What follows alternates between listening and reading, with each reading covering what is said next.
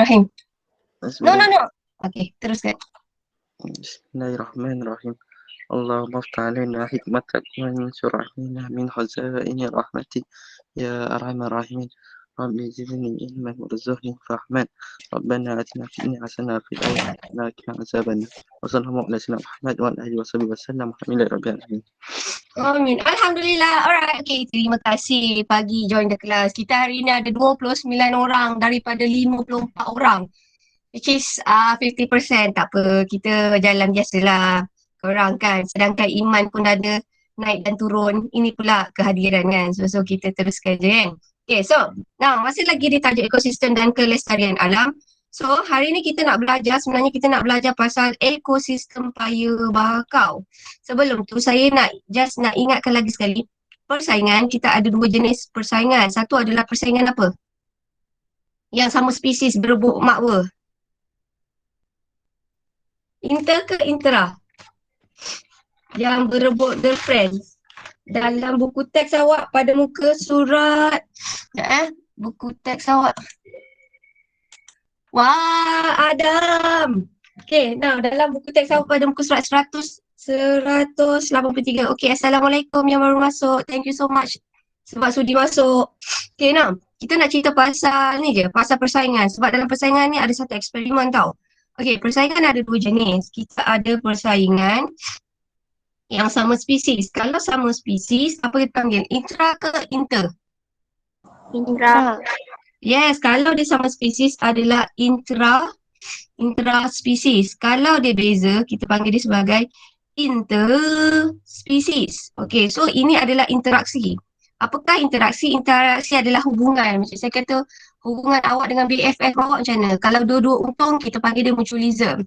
Kalau satu untung, satu tak dapat apa, itu kita panggil sebagai satu untung, satu tak dapat apa. Mana satu? Komensalisme. Yes, commercialism. Katakanlah kalau lah satu tu macam gold digger, kerja dia asyik minta duit je.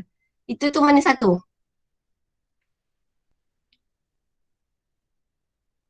Dia ada tahu ada satu kawan kaya, kerja dia asyik minta duit je. Itu apa hubungan interaksi dia tu? Parasitism. Ya, parasitism. So kita nak kata macam ni tau. Hubungan kita sebenarnya, hubungan kita ada 4 jenis. Ni flashback tau. Kita ada simbiosis, kita ada saprofitism, kita ada pemangsa dan kita ada pesaing. Kenapa simbiosis ni dipecahkan? Sebab simbiosis ni, ini adalah dua-dua ni sama-sama ada, senang kata dia bukan hubungan makanan. Dia hubungan ada satu untung, satu rugi, ada dua-dua untung, ada satu lagi satu untung, satu tu tak dapat apa-apa. So kalau common simbiosis, dia ada dua-dua tu benda hidup. Dia ada hubungan dia tu sendiri. Tapi kalau saprofit, dia ada perumah dan satu lagi adalah bahan yang dah mati. Kan, saprofit. Macam contohnya, apakah contoh saprofitism? Apakah contoh organisma saprofitism? Yang dapat nutrien daripada organisma yang dah mati. Sekejap saya tengok ada tak yang jawab dekat ni. Rafflesia. Rafflesia? Cendawan. Cendawan. Kalau Rafflesia tu masuk yang mana? Rafflesia tu masuk mana? Parasitism. Ya, sebenarnya Rafflesia masuk sini tau.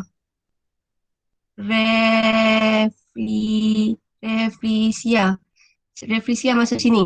Okey, kalaulah yang saprofitism ni, memangsa dengan pesaing ni, dia adalah senang kata hubungan dia dengan organisma lain tu adalah untuk mendapatkan something, mendapatkan nutrien. Contohnya kalau saprofitism nak dapatkan nutrien. Kalau pemangsa hubungan satu tu kena jadi makanan. Macam burung hantu dengan tikus. So, tikus tu adalah makanan untuk burung hantu. Kalau persaingan, dia bersaing untuk dapatkan something. Kalau tadi kita kata, kalau spesies adalah sama spesies. Kalau interspesies adalah berbeza. Kalau kita kata pasal bersaing macam berlawan, mesti ada satu menang, mesti ada satu kalah. Okay? So ada satu eksperimen yang ini kita tak buat, tapi korang kalau rajin boleh buat kat rumah. So kita buat secara teori. Assalamualaikum, Terima kasih sebab join kelas pagi. Right. So, ini katakanlah, ini budak pertanian, bayangkan Amar rajin, dia bosan kan zaman PKP ni kan. Amar dia buat ada satu kebun tu Amar tanam semua jagung. Okay, so ini intraspesies. Lepas tu dia buat satu lagi tempat, maksudnya dia punya kebun besar, satu kawasan yang sama, dia tanam jagung. Lepas tu satu lagi kawasan, dia tanam padi. Lepas tu satu lagi kawasan, Amar try, dia selang-selikan jagung dengan padi. Okay, so lepas dah Amar ni tanam, okay, Amar ni dia buat fix tau. Dalam tajuk ni dia buat fix semua biji benih tu sama, 120, 120. Cuma Amar buat 3 tapak semayan. Satu tanam padi je, satu lagi tanam jagung je, satu lagi Amar selang-selikan tanam dengan jagung dan padi. Okay, so bila dapat keputusannya, okay, keputusannya selepas dia buat berapa hari ni?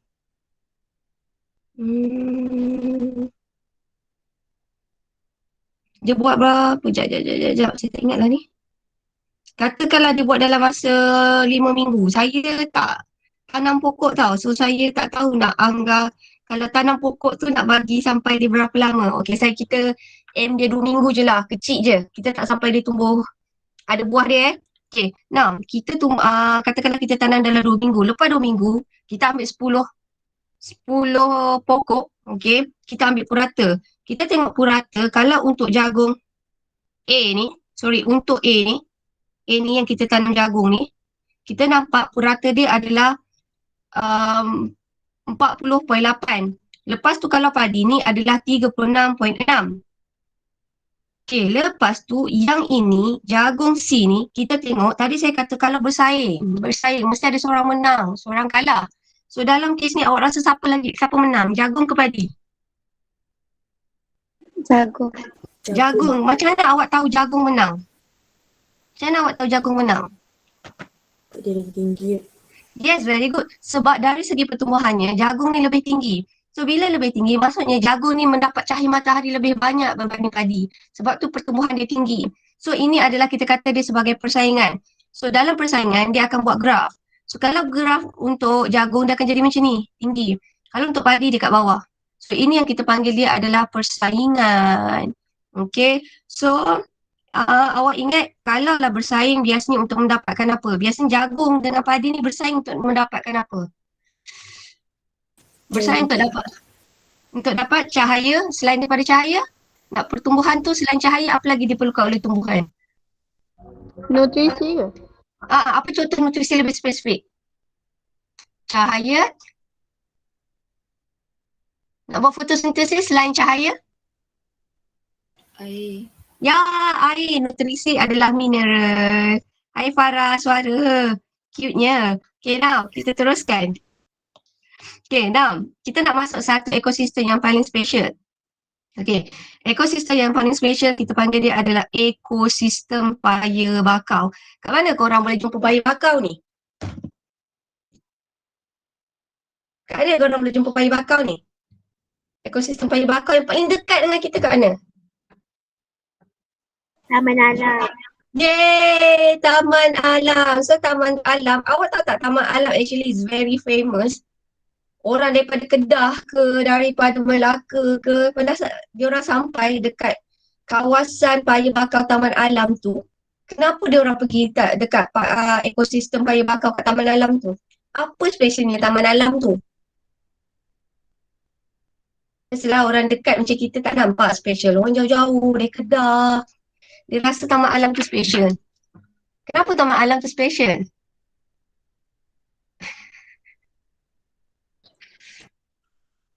Tak pernah pergi? Korang rasa banyak nyamuk je Kau pergi tak? Tak pernah. Tak pernah. Okay. Alright. Taman Alam tu untuk saya, kenapa dia sangat special, especially untuk Mak Saleh. Sebenarnya Taman Alam ni, if I'm not mistaken, akhir tahun, dulu kita pernah pergi ni, seronok. Sebab dia orang buka macam open day, so kita orang datang dan dia orang bawa dia bagi kita 40 budak, 20 dia bagi tour guide. So dia cerita semua tu jalan and everything, which is sangat menarik lah. Paya Bakau ni dia buat, dia ada satu pesta, Allahu Akbar, saya lupa, tapi semua fotografer dari satu dunia datang kat situ.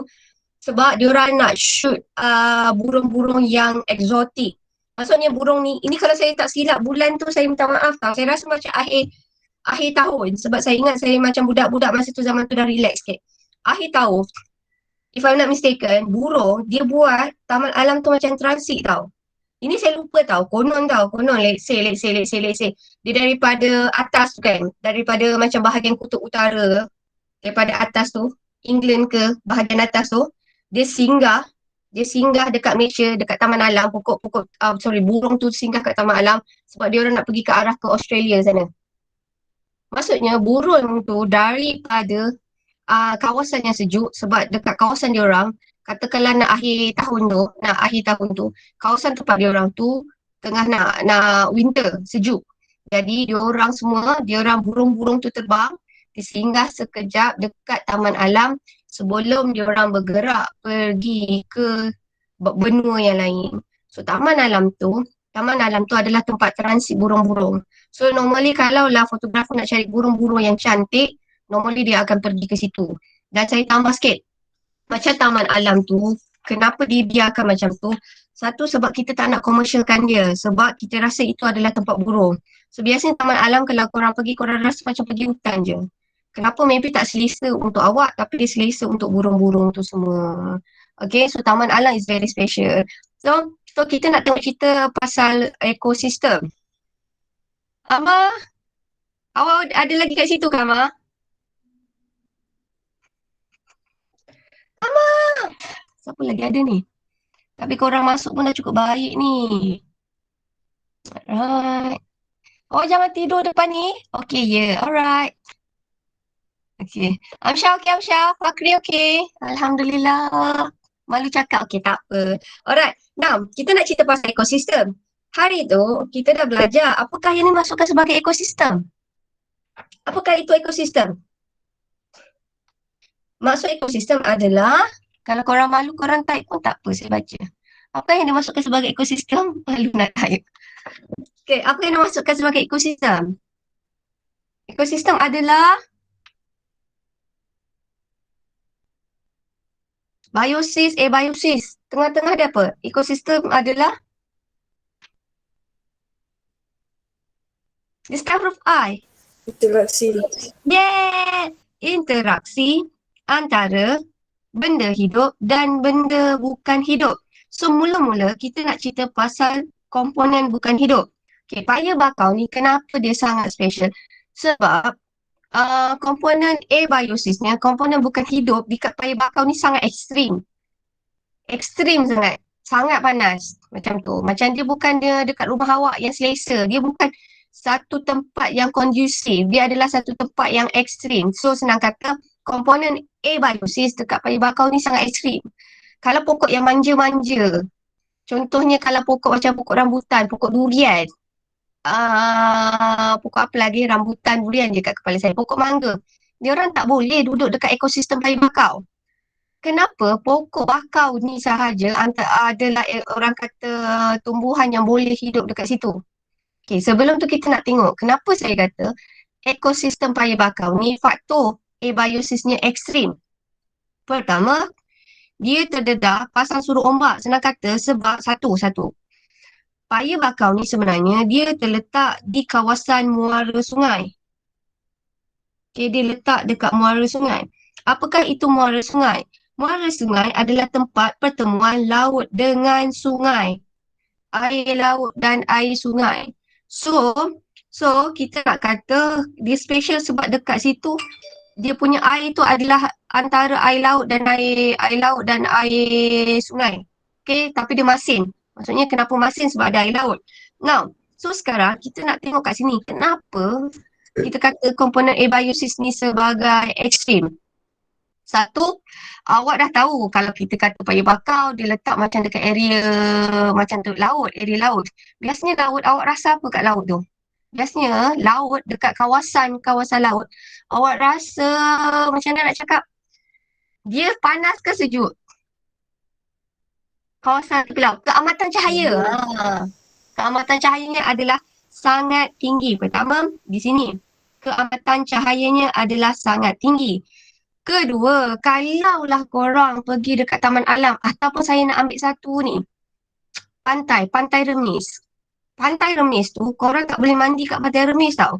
Kenapa Pantai Remis tu korang tak boleh mandi? Boleh mandi tapi tak sesuai. Kenapa Pantai Remis tu kita tak sesuai mandi? Atau Jeram yang korang makan ikan bakar tu, kenapa kat situ tak sesuai mandi sedangkan situ ada laut?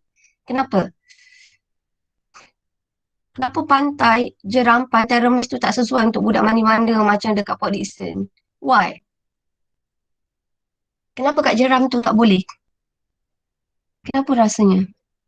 Ya, kenapa dia kotor Amsyah? Kenapa Syaz? Tak ada air? Okey, satu betul tak ada air. Apa Syaz? Nanti kerang gigit. Ya, pantai dia adalah berlumpur. Okey, now pantai dia berlumpur dan satu lagi yang macam Adam cakap, Adam kata kat situ macam tak ada air. Tak ada air tu adalah pasang surut. Pertama, yang Adam cakap tu pasang tak ada air tu, itu adalah pasang surut. Sekejap air tu banyak, sekejap air tu sikit. Kita kata pertama adalah pasang surut. Kedua, Syaz kata dia tanah dia berselut, berlumpur. So tak sesuai untuk mandi. Bila dia berlumpur, dia banyak kerang. Senang kata, walaupun kawasan pantai Jeram tu, Pantai Remis tu, kita tak suka sebab dia berlumpur, dia berselut. Untuk kita manusia tak sesuai, tetapi dia banyak organisma lain. Contohnya korang boleh cari kerang. Korang tak cari kerang dekat Port Dickson, korang cari kerang dekat pantai yang berselut begitu. So dekat situ ada banyak organisma, tu yang baik. Now, so selain dia berselut, nombor satu terdedah kepada pasang surut ni tadi Adam cakap, air tu kejap ada kejap tak ada. Kedua, tanah dia berselut.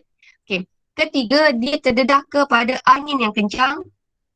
Keempat, bahaya yang tak bestnya kandungan garamnya tinggi. Kalaulah pokok durian duduk dekat kawasan ni, dia boleh mati. Sebab instead of, kalau pokok biasa kita nak bayangkan ini pokok durian, tak naklah pokok rambutan. Kalau pokok rambutan kita nak bayangkan luar ni adalah air laut. Bila air laut, kita kata air laut ni zat terlarut adalah tinggi. Molekul airnya, H2O-nya adalah rendah. So, bila awak tengok molekul airnya adalah rendah, air daripada pokok tu yang akan meresap keluar dan menyebabkan pokok tu akan mati sebab kehilangan air. Okay.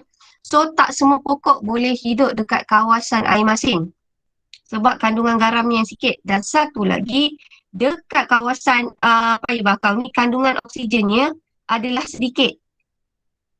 Dah lah garam, kandungan oksigennya sikit. So, ini kita panggil dia adalah sebagai faktor abiosis yang sangat ekstrim. Dan satu lagi, pertambahan biji benih dipasang air surut. Senang kata ni, ini kita nak cakap macam ni. Kalau pokok lain, kalau awak baling biji durian dekat paya bakau, biji durian tu tak boleh hidup tau. Sebab biji durian tu akan sentiasa dihanyutkan ombak. Tapi kalau paya bakau, dia boleh tumbuh dekat kawasan yang sentiasa kena ada air pasang dan surut. So kesimpulannya, faktor abiosis di kawasan ekosistem paya bakau adalah orang kata adalah satu faktor-faktor yang ekstrim. Apakah yang ekstrim? Terdedah kepada pasang surut air. Lagi apa tadi? Apakah lagi faktor-faktor abiosis yang ekstrim dekat kawasan paya bakau? Terdedah dengan pasang surut air,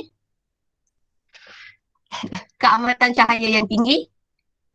Lagi? Keamatan cahaya yang tinggi, terdedah. Korang ni tak fresh lagi ni. Tak apa.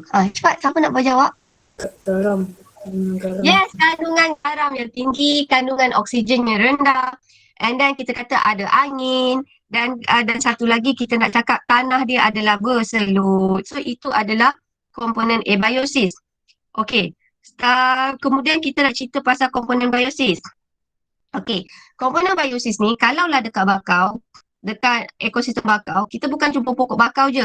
Kita jumpa apa? Tadi Amal kata dekat bakau ni, katakanlah kat bakau ni ada kerang.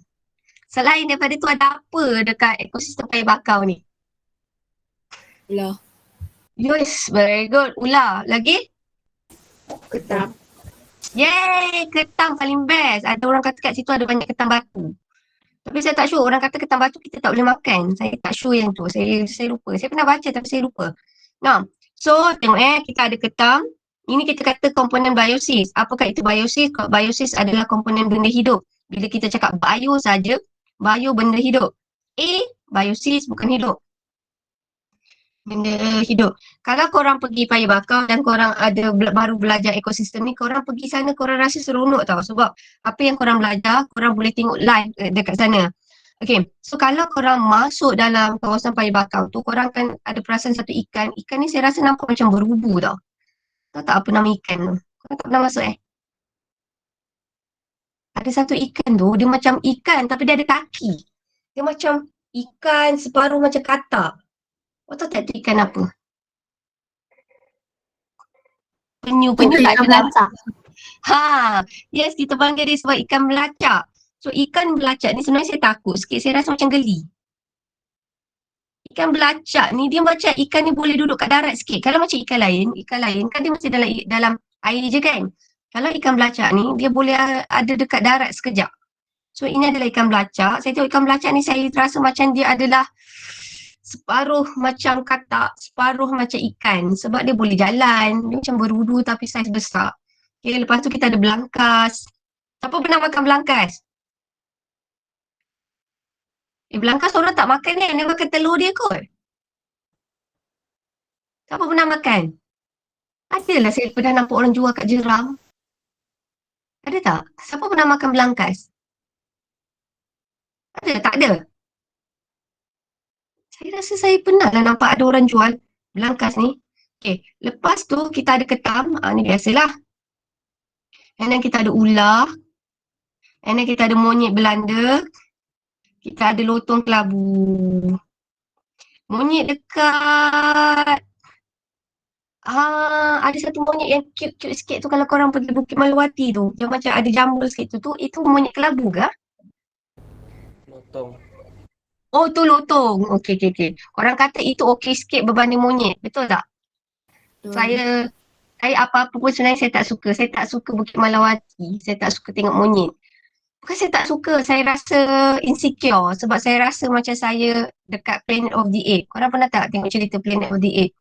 Yang kita dikontrol dengan monyet. So saya tak suka pergi situ sebab saya rasa macam saya dekat situ. Insecure. Sebab satu lagi dia suka attack makanan. Saya tak boleh. Saya cuba rasa macam ada anxiety. So saya monyet saya tak suka. Dia colour kuning putih. Atas ni kan. Saya rasa itu antara monyet yang paling handsome pernah saya nampak lah. Smart lah. Okay. And then itu adalah antara spesies-spesies yang susah nak jumpa. So basically korang jumpa dekat dekat Bukit Melawati. Bukit Melawati je. Bukit Badung ada ke? Ya ke? Ada. Ada ke yang handsome tu? Ya betul Dam. Lain kali ambil gambar Dam. So kita ada burung bangau, kita ada cendawan dan kita ada pokok bakau. So senang kata kalau korang pergi dekat taman alam, next bila COVID ni dah berakhir, korang try lah pergi taman alam. Biasanya orang pergi taman alam dia nak jogging atau naik basikal. Kalau orang yang tak suka hutan, dia rasa macam hutan tu terbiar. Tapi ada satu part, dia orang kata memang dia orang saja terbiar, biarkan untuk benda hidup tu hidup secara amannya tanpa gangguan manusia. Okay, so taman alam tu actually kalau korang suka nature, korang nak jogging. Tapi kalau korang jogging, korang kena pakai banyak yang minyak-minyak yang elak daripada gigit nyamuk lah. Dan biasanya dulu saya pernah pergi, biasanya orang kat situ dia pergi untuk jogging atau naik basikal. Sebab dia adalah satu trail yang besar. So, dekat situ kesimpulannya, ekosistem Paya Bakau, dia terdiri daripada komponen biosis dan abiosis. Dalam komponen biosis, kita ada pokok, kita ada pengurai dan juga kita ada haiwan. So, komponen biosis terdiri daripada pengeluar,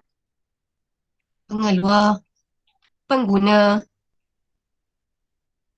dan juga pengurai.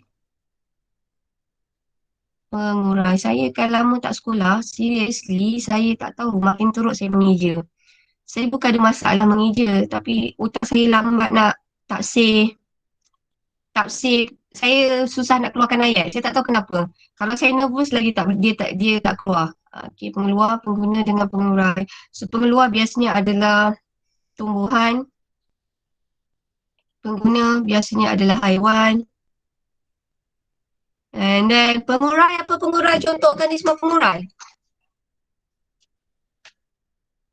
Apa contohnya? Bakteria. Yes, bakteria dan juga Kulat. ya, bakteria dan juga kulat. Okey, so senang kata, organisma-organisma ini membentuk jaringan makanan yang membantu mengekalkan paya bakau dalam keseimbangan dinamik. Alright, so actually jaringan makanan ni is very important. Sebab tu sebenarnya saya tambah sikit tau. Saya tambah sikit. Kalaulah hutan, sebenarnya hutan ni kita tak elok datang selalu dan bagi makan dekat haiwan. Macam sebagai contoh, dekat Kuala Selangor ada satu dekat dia punya sungai sungai tu dia ada eagle feeding. Korang tahu tak dekat Kuala Selangor dia ada eagle feeding, dia bagi makan eagle. Kita tak tahu kan? Tak tahu. Awak tahu tak orang datang kat Kuala Selangor, dia orang boleh naik boat tour, selain boleh tengok obor-obor yang fluorescent, orang pun mesti tak tahu kan? Kita ada obor-obor yang fluorescent yang boleh keluarkan macam lampu dalam air. Kita ada eagle feeding dan kita ada apa tu yang cermin tu apa? Yang orang selalu datang. Yes, sky mirror. Okay, so kita ada kawasan tu. Okay, saya nak cerita satu je yang eagle feeding. Disebabkan kita ada ecotourism eagle feeding. Awak tahu tak bilangan tikus dekat Kuala Selangor dah makin meningkat? Awak tahu tak kenapa bilangan tikus kat Kuala Selangor makin meningkat?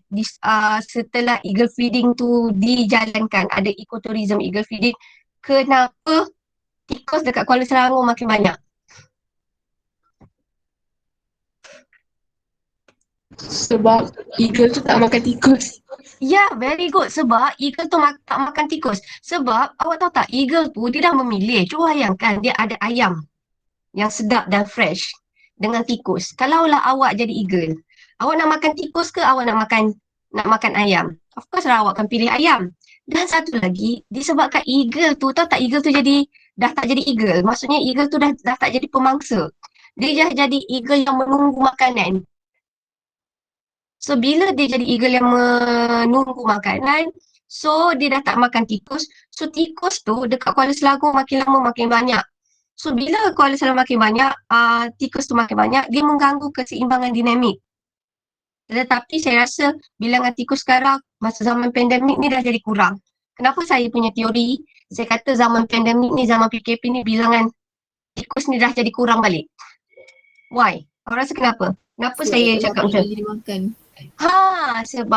Sebabnya dah tak ada siapa bagi makan kat eagle tu, so dia terpaksa start balik cara old style dia cari makanan sendiri.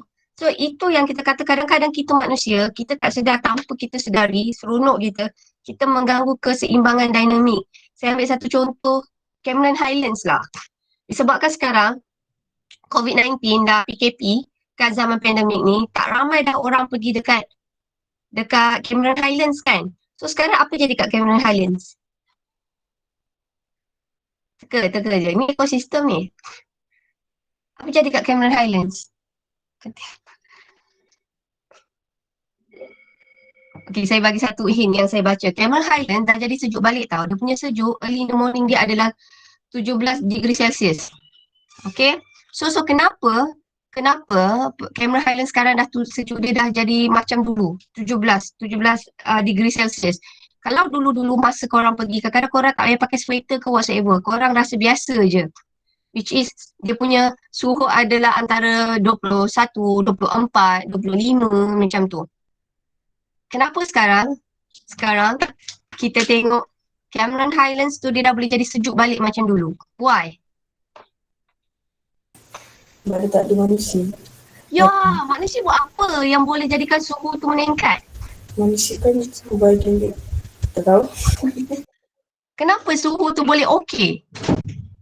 Kenapa? Apa kaitan manusia dengan suhu? Ya, very good Jimmy. Jimmy, karbon dioksida tu kita bebaskan dari apa? Kita je ke? Daripada bernafas je ke Jimmy? Kenderaan.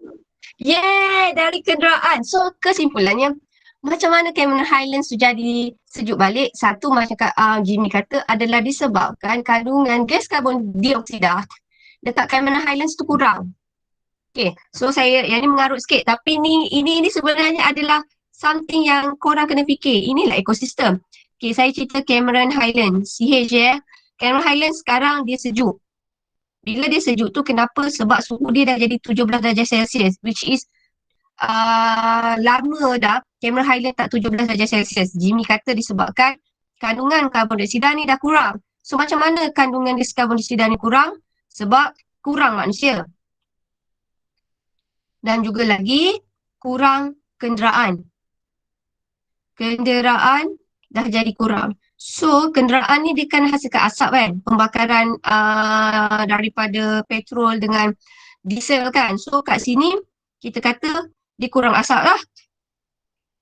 Kurang pembakaran pembakaran bahan api. Alright, bahan api. So bila lah kurang ni semua, so suhu tu jadi sejuk balik. So senang kata zaman pandemik ni, COVID-19 ni, sebenarnya hopefully kita survive. InsyaAllah kita boleh survive. InsyaAllah. Sebenarnya kita kena fikir in the long term, maybe kita akan rasa macam kita rasa stres, kita rasa macam tak nampak, okay. Kita tak nampak apa baiknya dengan pandemik ni. Kita tak nampak langsung. Kita rasa macam benda tu macam buat kita rasa trap kan, dengan rasa mental tak stable, unstable, mentally kita tak stable. Tapi untuk alam sekitar, untuk ekosistem, zaman pandemik ni, zaman COVID ni, actually kita bagi ekosistem tu heal. Hutan tu bebas daripada manusia, Cameron Highlands bebas daripada manusia, Gunung Kinabalu tak ramai orang, dah tak ada siapa nak daki gunung tu semua. So basically dari segi tu sebenarnya kita punya alam tu untuk heal. Dan awak tahu kan benda ni berlaku 100 tahun sekali. Okay, COVID-19 ni berlaku selepas Spanish flu. Okay, so basically pandemik ni sebenarnya memang buruk nampak kat kita. Tapi on the bright side sebenarnya dia bagi alam sekitar kita tu heal. Daripada siapa? Daripada kita. So kita tak pergi mencemarkan alam sekitar. Okay, dugaan dan nikmat. Dua-dua. Dugaan untuk manusia, nikmat untuk haiwan dan tumbuhan. Okay, right. So, now, tadi kita kata faktor abiosis. Okay, ni habis sampai sini. Bagi saya 5 minit, lepas tu saya settle. Okay, tadi kita kata adalah abiosis untuk ekosistem dia adalah orang kata ekstrim. So, bila dia ekstrim, pokok bakau ni dia ada adaptasi untuk macam mana dia hidup dengan kawasan yang ekstrim. Saya buat laju je ni sebab ada 5 minit lepas tu saya stop. Okay, sorry sebab saya cerita Cameron Highlands lama sangat. Okay, so kalau kita tengok dekat sini, minggu ni saya tak bagi awak homework, saya bagi awak Google Form je. Kenapa? Sebab korang semua memberikan kerjasama yang baik untuk guru muda tu, so minggu ni off homework. Saya bagi Google Form je, main tekan-tekan je. Okay, now, right. Daun dia, yang ini saya suka satu, disebabkan paya bakau ni duduk dekat kawasan air masin, dia ada special untuk daun dia. Daunnya kalaulah korang nanti pergi dekat taman alam, first thing korang ambil daun dia. Korang rasa atas permukaan daun, korang akan rasa masin. So macam mana kena dapat rasa masin? Sebab ada garam berlebihan tu dapat dikeluarkan daripada daun tu. So senang kata, satu adaptasi untuk pokok bakau adalah daun. Kenapa? Daunnya satu berkutikel tebal. Kenapa dia kutikel tebal? Sebab dia nak mengurangkan kadar transpirasi. Sebab ke daun dia macam berkilat sikit. Okay. Kedua, dia ada hidratot. Apakah fungsi hidratot? Fungsi hidratot ni dia dapat mengurangkan garam berlebihan. Senang kata macam ni tau. Pokok bakau, dia boleh ambil air laut. Okay, air laut tu boleh meresap masuk ke dalam pokok tu dan boleh keluar garam berlebihan boleh keluar melalui daun, iaitu daripada liang kecil yang kita panggil dia sebagai hidratot. Okay, kemudian yang specialnya bila daun tu banyak sangat garam, okay, contohnya yang tua, dia akan gugur sendiri. So dekat sini saya berhenti sampai dekat daun saja. Dekat sini pokok bakau, daunnya satu berkutikel tebal. Stoma dia terbenam, so dapat mengurangkan kadar transpirasi. Dan daun dia bersukulen. Sukulen ni macam aloe vera. Dalam daun tu boleh simpan air. Dan ada garam berlebihan, dia boleh disingkirkan melalui hidatur. Katakanlah ada daun-daun tua tu boleh simpan garam berlebihan. Okey. Last sekali adalah akar bernafas. Okey. Akar bernafas ni macam ni tau. Pertukaran gas untuk pokok selalunya berlaku adalah di daun. Tetapi bakau paling special pertukaran gasnya boleh berlaku di akar. So akar yang boleh melakukan pertukaran gas, oksigen boleh meresap masuk, gas karbon dioksida boleh meresap keluar. Akar tu kita panggil dia sebagai akar bernafas. Nama lainnya adalah pneumatophore. So kesimpulannya, ciri penyesuaian pokok bakau ni dia menyesuaikan diri atas faktor abiosisnya yang ekstrim. Okey, kesimpulan tadi kita belajar. Apakah faktor-faktor abiosis yang ekstrim yang ada dekat pokok bakau? Keamatan cahaya yang tinggi. Yes, keamatan cahaya yang tinggi, Garam yang tinggi. garam yang tinggi, very good. Lagi? Oksigen rendah. Oksigen rendah, very good. Lagi? Keamatan cahaya, garam, oksigen. Tanah? Berselut. Lembut. Tanah berselut. Okey, air pula?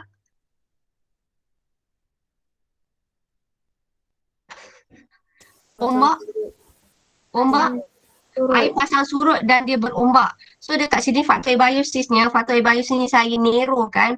Awak cerita pasal air, awak cerita pasal oksigen, awak cerita pasal garam, okey, dan cerita pasal ombak. Saya lupa lagi satu, keamatan cahaya. Cuma kita cerita sempat satu je hari ni, kita cerita pasal daun. Okey, daun ni boleh beradaptasi dengan abiosis yang mana satu? Dia ada dua abiosis yang boleh, daun ni dia beradaptasi dengan dua abiosis yang ekstrim. Apakah dia? Kandungan garam yang tinggi. Yes, kandungan garam yang tinggi. So maksudnya dia ambil air laut dan garam berlebihan tu boleh keluar melalui daun. Dan satu lagi, dia berkutikel tebal ni untuk faktor abiosis yang mana satu? Berkutikel tebal ni. Untuk faktor abiosis yang mana satu? Dia beradaptasi untuk faktor abiosis mana satu? Kenapa daun di atas permukaan ni mesti berkutikel tebal dan bersukulen, dan daun dia bersukulen boleh simpan air? Dia nak beradaptasi. Apa Fatiah? Mengurangkan kadar transpirasi. Yes, mengurangkan kadar transpirasi untuk beradaptasi dengan faktor abiosis keamatan cahaya yang tinggi. Alright, so saya sampai kat sini dulu. Esok saya baru sambung sampai sini. So minggu ni saya cerita pasal bayi bakau sahaja. Okay, so itu sahaja. Thank you so much. Saya habis kat awal sebab bagi korang breakfast. Korang ada kelas lagi pukul 10.10. Betul tak? Betul. Okay, thank you so much. Daem, tanya kepada yang join the class, yang sanggup bangun pagi. So, saya rasa korang kena rasa bangga buat diri korang dan korang kena bagi reward kat diri korang hari ni sendiri sebab korang bangun pagi dan hari ni sebenarnya korang ramai. So thank you so much. Okay. So, do you have any question? Saya off dulu recording. Ada soalan tak? Tak ada kan? Okay, kalau tak ada boleh left dulu.